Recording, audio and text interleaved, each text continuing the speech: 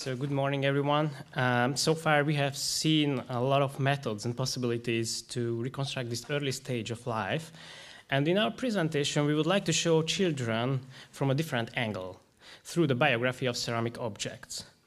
So in 2014, a cremation cemetery with more than 200 graves belonging to the tumulus culture was uncovered on the high bank of the Zagyva River in northern Hungary. Most of the graves are scattered cremation burials, although the ashes were often placed in ceramic urns as well.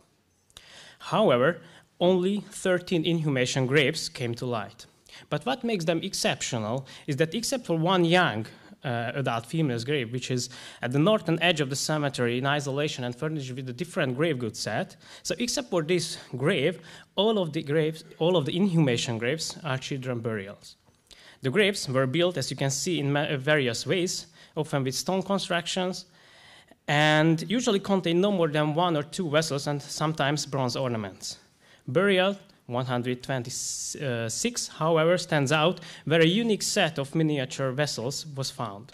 However, it's not just the number of the grave goods that makes this burial different and special from the other child inhumations. As you can see, the grave was reopened several years or probably a few decades later, and at the time the grave was rearranged. The human bones and the objects were carefully arranged, placed into 2 separate piles, and 1 or perhaps more bronze objects were removed from the grave as it is indicated by the green discoloration observed on the atlas and the femur.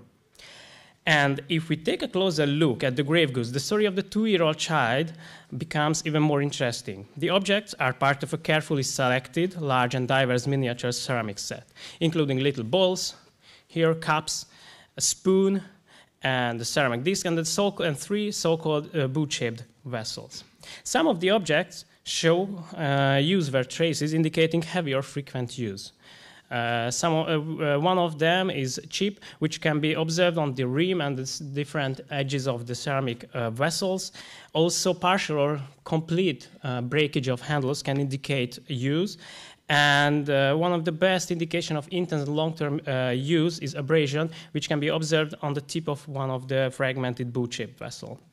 An interesting case is this broken food disc of an earlier cup or mug was reused as part of the bowl set, giving it a new function and probably also a new meaning in this funerary context. In the case of the broken boot-shaped vessels, which you can see here, there is also the possibility that it was intentionally fragmented, either when placed in the grave or when the grave was reopened. The differences in the quality of the vessels, especially of the boot-shaped vessels, also highlight different levels of pottery skills. One boot-shaped vessel, which you can see on the left side, was made by an experienced potter. It has a well-proportioned, symmetrical shape. The surface is carefully smooth and the walls are thin. The shape of the cup, forming the top of the boot, can be clearly identified, and the decoration is consistent and precise with only a minor flaw. You can see this one here. In contrast, however, the other piece on the right side was made by a beginner. It is disproportionate and asymmetrical. Thanks to these problems, it struggles to stand on its base. It also has a stubby design, and the shape of the cap on the top of the boot this time is heavily stylized, as you can see here, and hard to recognize. The incisions and impressions in density, size, and direction, the incision and the impressions vary in size, density, and direction, and the decoration often extend beyond the designated area, as you can see here, and sometimes the decorations look random and losing their proportion and pattern. The uniqueness and conditions of the objects, as well as the way the set was put together, suggest a close connection between the deceased and these items, whether as toys or as a set symbolizing the child's identity and status.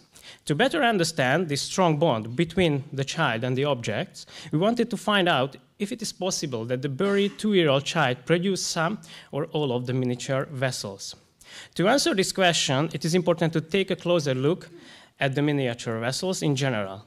These objects, just a few centimeters in size, usually can be understood as miniature replicas of functional larger vessels of everyday life. They are found at this period at least, both in settlements and in graves. As for their function, several possibilities have already been emerged in research. Some of them can be interpreted as ritual tools or symbolic objects, but also we have some examples to assume that they were used as special containers. And also, of course, in close connection to children, we can interpret them as toys as well. But seeing their variety in manufacturing and quality, we believe these objects may also represent the experimentations with clay and traces of the learning process often linked to children. So in our interdisciplinary research project called Bronze Age in Children's Hands, we are focusing on these latter ideas. The way the objects were made and their quality, which can range from poor to excellent, clearly reflects the skill of their makers. The beginner skill level linked to children and the early stages of the learning process should be searched among these lower quality pieces. The common characteristics of these vessels include simple, often atypical and asymmetrical form, poorly made handle, often in an irregular position, thick walls, uneven and rough surfaces, and simplified decoration, often in an atypical combinations and positions. Taking these technological aspects into consideration, along with the universal developmental and psychological characteristics of childhood stages, we classified the objects placed in the 2-year-old child's grave into 5 hypothetical age categories. Shallow balls, which you can see here, can be categorized into group number 2, which is between 2 and 5 years. And in this stage of life, children universally have poorly coordinated fine motor skills, and making is driven more by the joy of action and sensation than by a specific goal. The third group includes deeper balls and cups, characterized by a more refined muscular coordination, the desire of shape conformity and imitation. The fourth group, with the more elaborated bowl and the poorly made boot-shaped vessels, which we have already seen in the previous slides, indicate an ability to recognize and follow rules independently. And the style of depiction is characterized by perceptual realism. The fifth and the last category includes the very elaborately made pair of boot-shaped vessels, and they show a systematic and holistic problem-solving approach, a high degree of precision and tolerance for monotony. To test this hypothesis and explore the question further, it is essential to examine the universal characteristics of child development across a broader time frame, all the way up to the modern research paradigms, and to subject them to experimental studies. And this is what we have started in our interdisciplinary research project. And now I give the floor to my colleague, and she will explain more about this part. Good morning, everyone.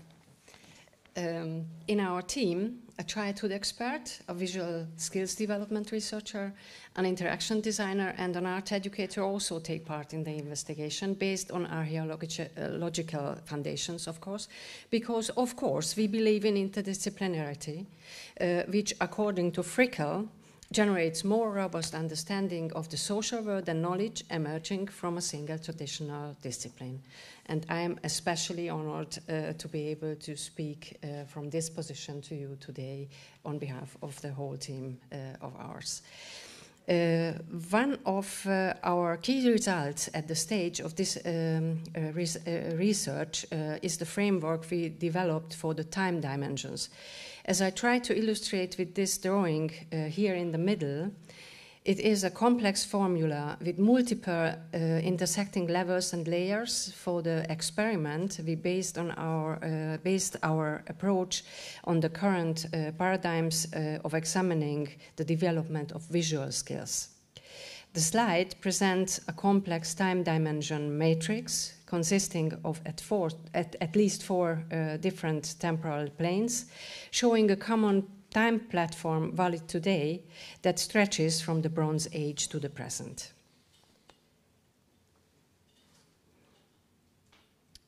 After the promising findings of our first experiment in 2019, in which we created the research design and the replica toolset, we developed a series of research actions based on education through art.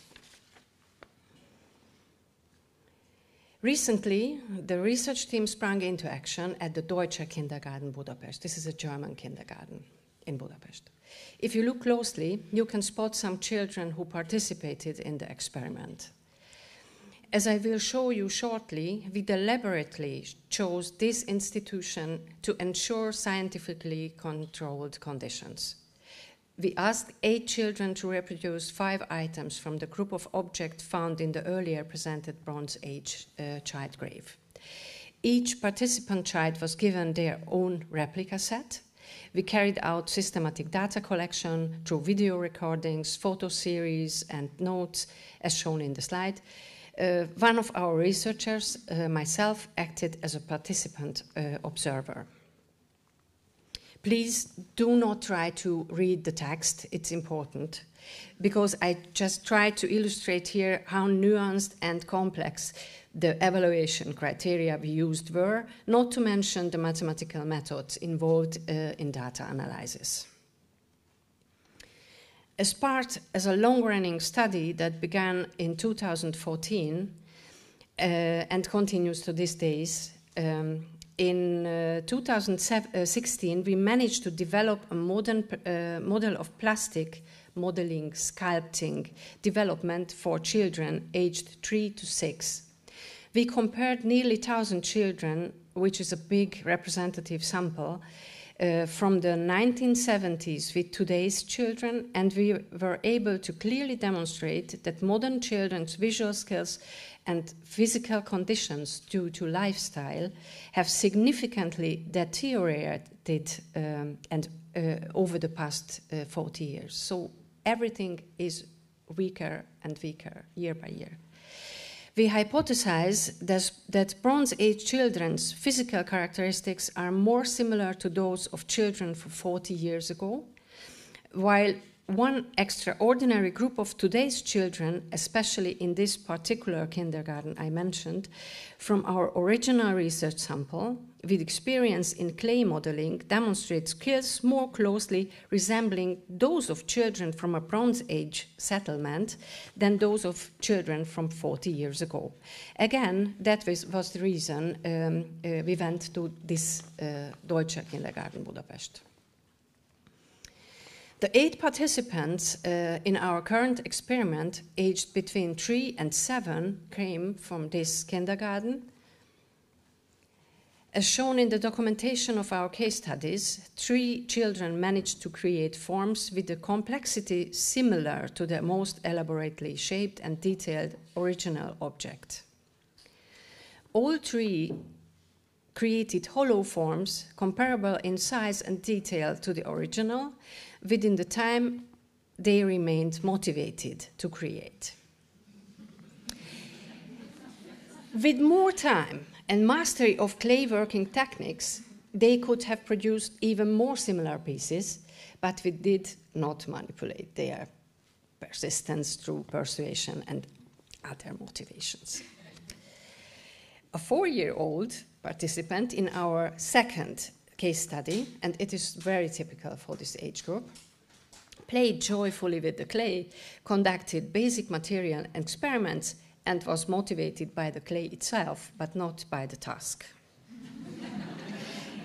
He wasn't yet capable of creating form at all.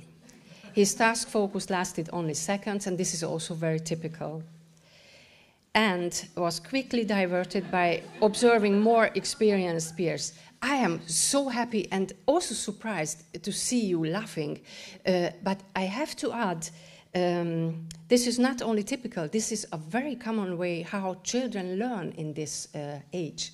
So it is a big finding for us. We are proud of it. Yes. It will be more complicated now. According to this reference, in comparison with the Bronze Age, it is valid to base our conclusions on the average abilities of children from the 20th and the 21st century. The experiment confirmed what our longitudinal research already showed, and I will speak about this slide. Thank you. The case studies just presented are consistent with the result of our 2016 comparative study. Measurement averages of 3 to 6-year-old children's modeling abilities showed that their drawing skills have notably declined compared to the 1970s. And their modeling skills are even less developed than their drawing abilities. We can conclude, please do not read. We can conclude that the object group uncovered in the Jobbágyi cemetery could not have been made independently by a 2-year-old. We continue to assume that multiple individuals were involved with varying levels of experience, possibly including both adults and children, and the research continues. And now just wrapping up with a quick look into the future. We continue with series of actions involving various background variables, exploring combinatorics, including all permutations like age groups, level of modeling experience, visual competence elements related to specific targets, abilities and inclusivity criteria relevant for diverse communities, control groups of visually impaired or children living in natural environments, and so on and so on. We have a lot of ideas, all with a longitudinal approach, of course. And thank you for your attention on behalf of our